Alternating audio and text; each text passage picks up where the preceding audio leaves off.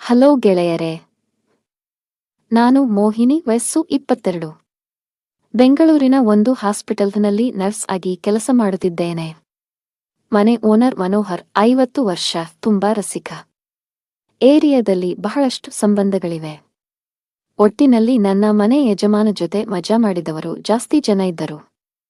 ಅವನ ಹೆಂಡತಿ ಪರಿಮಳ, 45 ವರ್ಷ, ತುಂಬಾ ಸುಸ್ತು ಪ್ರಾಣಿ. 2 ಹೆಣ್ಣು ಮಕ್ಕಳು, ಮದುವೆ ಆಗಿದೆ. ನಂಗೆ ಕಳೆದ ವರ್ಷ ಬೇರೆ ಹಾಸ್ಪಿಟಲ್ ಅಲ್ಲಿ ಕೆಲಸ ಸಿಕ್ಕಿತು. ಸಂಬಳ ಡಬಲ್ ಆಗಿತ್ತು. ಆದರೆ ಕೆಲಸದ ಟೈಮ್ ಸಾಯಂಕಾಲ 6 ಗಂಟೆಯಿಂದ ಬೆಳಗ್ಗೆ 2 ಗಂಟೆವರೆಗೆ. ಹೀಗಾಗಿ ಹಾಸ್ಪಿಟಲ್ ಹತ್ತಿರ ಮನೆ ಮಾಡಿದ್ದೆ.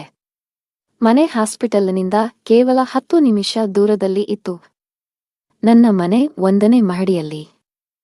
ಮನೋಹರ್ ರೂಮ್ ಮೆಟ್ಟಿಲು ಹತ್ತಿರ. ನಾನು ಅಲ್ಲಿಂದಾನೇ ಹೋಗಬೇಕಾಗಿತ್ತು. ಅವರು ಬಾಗಿಲು ತೆಗೆದರೆ ಇಡೀ ಅವರ ರೂಮ್ ನೋಡಬಹುದು. ಹಾಗೆ 2 ತಿಂಗಳು ಕಳೆದ ನಂತರ ಮನೋಹರ್ ವರ್ತಿಸೋ ರೀತಿ ನನಗೆ ಹಿಡಿಸಲಿಲ್ಲ. ಅವನು ರಾತ್ರಿ 2 ಗಂಟೆವರೆಗೂ ಎಣ್ಣೆ ಹೊಡೆದು ನನಗಾಗಿ ಕಾಯುತ್ತಿದ್ದ. ನನಗಾಗಿ ಗೇಟ್ ತೆಗೆದು ನಾನು ನನ್ನ ರೂಮ್ಗೆ ಹೋಗುವವರೆಗೂ ಅಲ್ಲೇ ನಿಲ್ಲುತ್ತಿದ್ದ. ಒಂದು ದಿನ ಮಧ್ಯಾಹ್ನ ನಾನು ನನ್ನ ರೂಮಲ್ಲಿ ಮಲಗಿದ್ದೆ. ಆಗ ಮನೋಹರ್ ಅಲ್ಲಿಗೆ ಬಂದ್ರು. ನನ್ನ ರೂಮ್ ಬಾಗಿಲು ತಟ್ಟಿದ್ರು. ನಾನು ಬಾಗಿಲು ತೆಗೆದಾಗ ಅವರ ಕೈಯಲ್ಲಿ ರಕ್ತ ಹರಿತಿತ್ತು.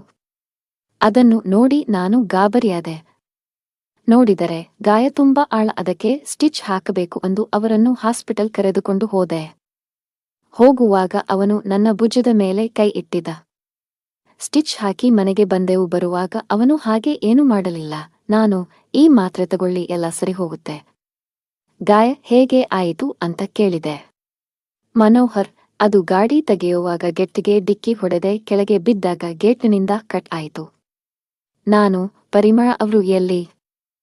ಮನೋಹರ್, ಯಾವುದೋ ಕಾರ್ಯಕ್ರಮ, ಅದಕ್ಕೆ ತುಮಕೂರಿಗೆ ಹೋಗಿದ್ದಾಳೆ, ನಾಳೆ ಬರ್ತಾರೆ. ನಾನು ಸರಿ ಎಂದು ಮಾತು ಮುಗಿಸಿ ನನ್ನ ರೂಮಿಗೆ ಹೋದೆ. ಹೋಗುವಾಗ ಹಿಂದೆ ತಿರುಗಿದರೆ ಮನೋಹರ್ ನನ್ನ ಬ್ಯಾಗ್ ನೋಡುತ್ತಿದ್ದ. ನಾನು ನನ್ನ ರೂಮ್ಗೆ ಹೋಗಿ ಮಲಗಿದೆ. ಅವತ್ತು ರಾತ್ರಿ ಮನೋಹರ್ ತನ್ನ ಬೆಡ್ರೂಮ್ ಬಾಗಿಲು ತೆಗೆದು ಮೆಟ್ಟಿಲು ಹತ್ತಿರ ನಿಂತಿದ್ದ. ಮಳೆ ಸುರಿತಾ ಇತ್ತು. ನಾನು ಮಳೆ ಸ್ವಲ್ಪ ಕಡಿಮೆ ಆದರೆ ಗಾಡಿಯಲ್ಲಿ ಹೋಗಬಹುದು ಎಂದು ನನ್ನ ಡೋರ್ ಹತ್ತಿರ ಕಾಯುತ್ತಿದ್ದೆ. ಅವನು ನನ್ನ ಕಡೆ ನೋಡಿ, ಇವತ್ತು ತುಂಬಾ ಮಳೆ, ಕೆಲಸಕ್ಕೆ ಹೇಗೆ ಹೋಗ್ತೀಯಾ? ನಾನು ಆಟೋ ನೋಡ್ತೀನಿ ಅಂದೆ. ಅದಕ್ಕೆ ಅವನು ಓಕೆ ಅಂದ. ಸ್ವಲ್ಪ ಹೊತ್ತಿನ ನಂತರ ಒಂದು ಆಟೋ ಬಂತು. ಅದಕ್ಕೆ ಮನೋಹರ್ ಕೂಗಿ ನಿಲ್ಲಿಸಿದ. ನಾನು ಕೆಲಸಕ್ಕೆ ಹೋದೆ. ಬರುವಾಗ ಇನ್ನೂ ಮಳೆ ಇತ್ತು.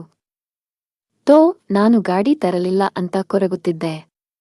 ಅಷ್ಟರಲ್ಲಿ ಗೆಳತಿ, ನನ್ನ ಗಾಡಿ ತೆಗೆದುಕೊಂಡು ಹೋಗು, ನನ್ನ ಶಿಫ್ಟ್ ಬೆಳಗ್ಗೆ 7 ಗಂಟೆಗೆ ಮುಗಿಯುತ್ತೆ ಅಂದಳು. ನಾನು ಓಕೆ ಅಂದು ಗಾಡಿ ತಗೊಂಡು ಹೋದೆ. ಹೋಗಬೇಕಾದರೆ ಅರ್ಧ ಮೈ ಒದ್ದೆಯಾಗಿತ್ತು. ಮನೋಹರ್ ಲೈಟ್ ಆಫ್ ಮಾಡಿ ಮಲಗಿದ್ದ. ನಾನು ಇವನನ್ನ ತಪ್ಪಾಗಿ ಅರ್ಥ ಮಾಡಿಕೊಂಡೆ ಅಂದುಕೊಂಡು ನನ್ನ ರೂಮ್ಗೆ ಹೋದೆ. ನೋಡಿದರೆ ನನ್ನ ಬ್ಯಾಗು ಇರಲಿಲ್ಲ. ಅದರಲ್ಲೇ ನನ್ನ ಮೊಬೈಲ್ ಮತ್ತು ಮನೆ ಬೀಗ ಇತ್ತು. ಏನು ಮಾಡೋದು ಅಂದು ಮತ್ತೆ ಗಾಡಿ ಸ್ಟಾರ್ಟ್ ಮಾಡಲು ಹೋದೆ.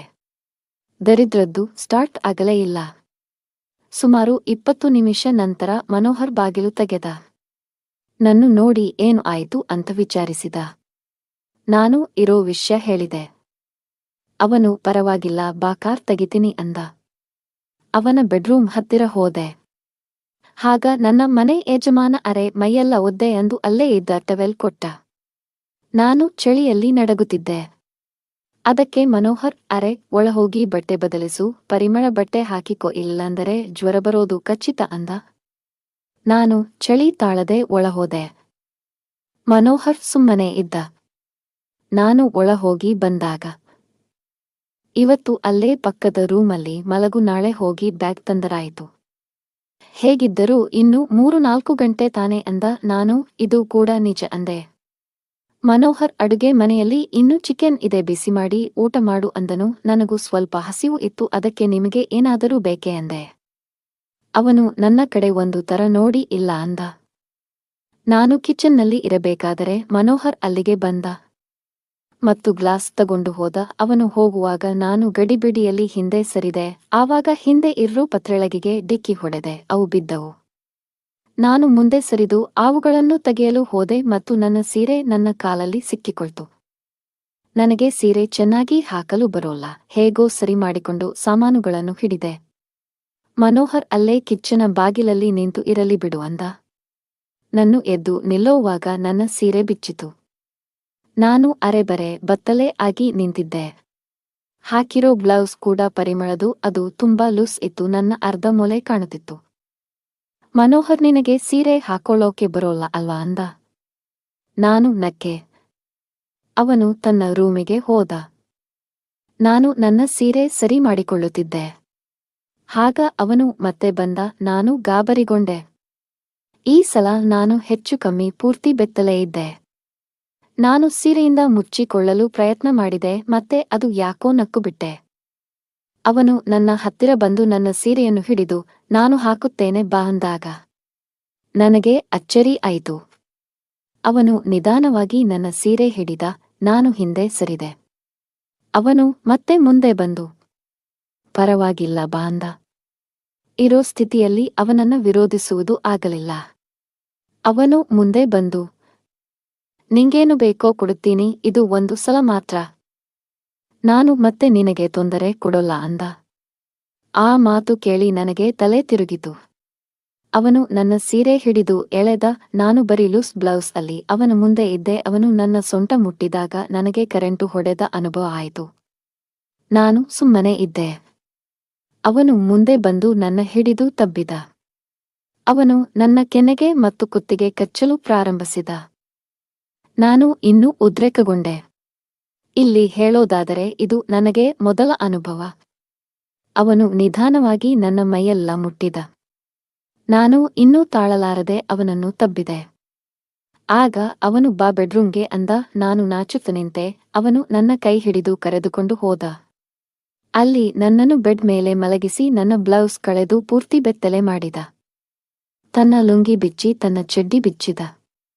ಅವನ ತುಣ್ಣೆ ಸುಮಾರು 6 ಇಂಚು. ಅದು ದೊಡ್ಡದೇನಲ್ಲ, ಆದರೆ ತುಂಬಾ ದಪ್ಪ. ನಾನು ಮೊದಲು ಬಹಳ ತುಣ್ಣೆ ನೋಡಿದ್ದೇನೆ, ಆದರೆ ನಿಗುರಿದ ತುಣ್ಣೆ ಕಮ್ಮಿ. ಆದರೆ ಇದು ತುಂಬಾ ಹತ್ತಿರದಿಂದ ನೋಡಿರೋ ತುಣ್ಣೆ. ಅವನು ನನ್ನ ಮೇಲೆ ಮಲಗಿ ನನ್ನ ಮೊಲೆಗಳಿಗೆ ತನ್ನ ಬಾಯಿ ಹಾಕಿ ಚಿಪ್ಪಲು ನನಗೆ ಮೈಯೆಲ್ಲ ಒಂಥರ ಆಗಿತ್ತು. ಅವನು ಹಾಗೆ ನನ್ನ ಮೊಲೆಗಳನ್ನು ಒಂದಾದ ಮೇಲೆ ಇನ್ನೊಂದು ಹಿಡಿದು ಚೀಪುತ್ತಿದ್ದ. ಅವನ ತಲೆ ಹಿಡಿದು ಒತ್ತಿಕೊಳ್ಳುತ್ತಿದ್ದೆ. ಅವನು ಕಚ್ಚುವುದ್ರಿಂದ ನನಗೆ ನರಳಾಟ ಶುರುವಾಗಿತ್ತು. ಅವನು ನನ್ನ ಕಾಲುಗಳು ಅಗಲಿಸಿ ತನ್ನ ತುಣ್ಣೆಯಿಂದ ನನ್ನ ತೂತು ಮುಟ್ಟಿದ. ಆಗ ನಾನು ನಕ್ಕುಬಿಟ್ಟೆ. ಅವನು ನನ್ನ ಮುಖ ನೋಡಿ ನಕ್ಕು. ನಿಧಾನವಾಗಿ ತನ್ನ ತುಣ್ಣೆಯನ್ನ ನನ್ನ ತೂತಿನಲ್ಲಿ ಹಾಕಿದ. ಆಗ ನನಗೆ ತುಂಬಾ ನೋವು ಆಯಿತು. ಆದರೂ ಅದು ನನಗೆ ಇಷ್ಟವಾಗಿತ್ತು. ಅವನು ಹಿಂದೆ ಮುಂದೆ ಮಾಡಿ ತನ್ನ ಪೂರ್ತಿ ತುಣ್ಣೆಯನ್ನು ನನ್ನ ತುಲ್ಲಿನಲ್ಲಿ ಬಿಟ್ಟ. ಆ ಬೆಚ್ಚನೆ ಅನುಭವ ನನಗೆ ತುಂಬಾ ಹಿತ ತಂದಿತು. ನಾನು ನನ್ನ ಕಣ್ಣು ಮುಚ್ಚಿ ಮಲಗಿದ್ದೆ. ಅವನು ನಿಧಾನವಾಗಿ ಹೊಡೆಯುತ್ತಿದ್ದ. ನಾನು ಅಮ್ಮ, ಆಹಾ ಅಂದು ನರಳುತ್ತ ಮಲಗಿದ್ದೆ. ಆಗ ಅವನು ನನ್ನ ಕಿವಿಯಲ್ಲಿ ಜೋರಾಗಿ ಮಾಡ್ಲಾ ಅಂದ. ನಾನು ಸುಮ್ಮನಾದೆ. ಅವನು ಮತ್ತೆ ನಾಚಿಕೆ ಬೇಡ ಹೇಳು ಅಂದ. ನಾನು ಇನ್ನೂ ಸುಮ್ಮನಿದ್ದೆ. ಅವನು ಮತ್ತೆ ನಿನಗೆ ಮನೆ ಯಜಮಾನ ಜೊತೆ ಮಜಾ ಮಾಡು, ನಾಚಿಕು ಬೇಡ. ಆಗ ನಾನು ಸರಿ ಮಾಡಿ ಎಂದೆ. ಅವನು ಅದನ್ನು ಕೇಳುತ್ತಲೇ ತನ್ನ ವೇಗ ಜಾಸ್ತಿ ಮಾಡಿದ. ನಾನು ಇನ್ನೂ ಜಾಸ್ತಿ ನರಳಿದೆ. ಅವನು ತನ್ನ ತುಣ್ಣೆ ಹೊರಗೆ ತೆಗೆದು ತನ್ನ ವೀರ್ಯ ನನ್ನ ಮೈಮೇಲೆ ಬಿಟ್ಟ. ಅದು ನನ್ನ ತೂತಿನಿಂದ ನನ್ನ ಮೊಲೆಗಳ ತನಕ ಹರಡಿತು. ಅದರ ಘಾಟು ವಾಸನೆ ಮತ್ತು ಬಿಸಿಯನ್ನು ನಾನು ಅನುಭವಿಸಿದೆ. ಅವನು ತನ್ನ ವೀರ್ಯನ ನನ್ನ ಹೊಟ್ಟೆ ಹಾಗೂ ಮೊಲೆಗಳ ಮೇಲೆ ಸವರಿದ.